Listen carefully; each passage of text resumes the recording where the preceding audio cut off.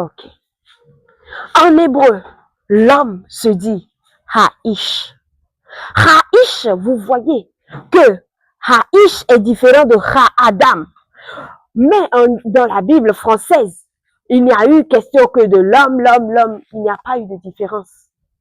Mais à partir de Genèse 2, verset 23, là où la Bible a dit on l'appellera femme parce qu'elle a été tirée de l'homme. L'homme qui est là-bas, c'est Haïsh. Et c'était la première fois que Haïsh a été mentionné dans la Bible. Maintenant, venez voir ce que ce verset nous dit. La Bible a dit, et l'homme dit, et je vous ai dit que c'est Adam qui était en train de parler là-bas. Donc, on dit, Vayomer ha-Adam. Et Sem, mais à Samai, qui veut dire quoi? Celle qui est l'os de mes os. Et Sem veut dire l'os. Mais à Samai, de mes os. Uvasa, mi besari. Uvasa qui veut dire la chair, parce que la chair se dit en hébreu bassar. Uvasa mi besari. Et il a continué en disant, on l'appellera Isha. On l'appellera Isha, parce que Isha a été tiré de Ish. Vous comprenez? Voilà la première fois que Haïsh est sorti dans la Bible. Et c'était Ha-Adam qui l'a mentionné. Maintenant, venez, je vais vous montrer le pourquoi je dis que Haïsh, qui est l'homme en tant qu'un individu, comme nous sur la terre, dans un état de vulnérabilité, un état de dégradation, un état le plus bas, au plus bas niveau. Je vais tout vous prouver aujourd'hui. Venez. Ces mots qui ont été mentionnés ici, ces 4 mots, Esem, Measamai, Uvasa, Mibesari, ce sont des codes que Adam nous a donnés. Ce sont des codes que Adam avait laissés.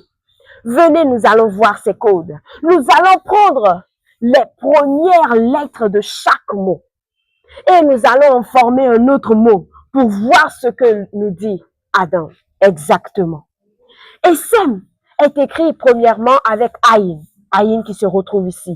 Mais à Samai avec même qui est ici. Uvasa, c'est avec Vav. Vav qui est ici. Et Mibesari qui est écrit premièrement avec même qui est ici. Et c'est l'agencement de ces 4 premières lettres nous donne un mot hébraïque qui se dit Amom. Et Amom vient de la racine hébraïque Léamem. Léamem qui veut dire quoi? Ternir, la dégradation, le déclin, perdre son éclat. Voilà ce que Adam était en train de nous dire.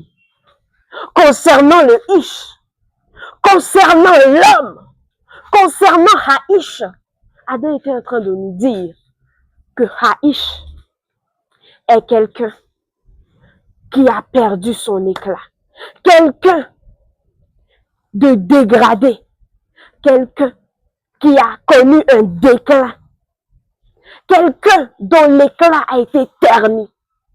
C'est ça, Haïsh. Alors toi qui m'écoutes, tu es un homme sur cette terre et tu n'as pas encore reçu Jésus-Christ qui est appelé le dernier Adam. Jésus-Christ qui est appelé le dernier Adam. Tu n'as pas encore reçu dans ta vie. Alors tu es encore dans cet état de Haïsh. J'aimerais te dire que si tu restes dans cet état et que tu meurs, tu seras consumé par le feu. Pourquoi? Parce que Ish, c'est également Esh. Esh qui veut dire le feu.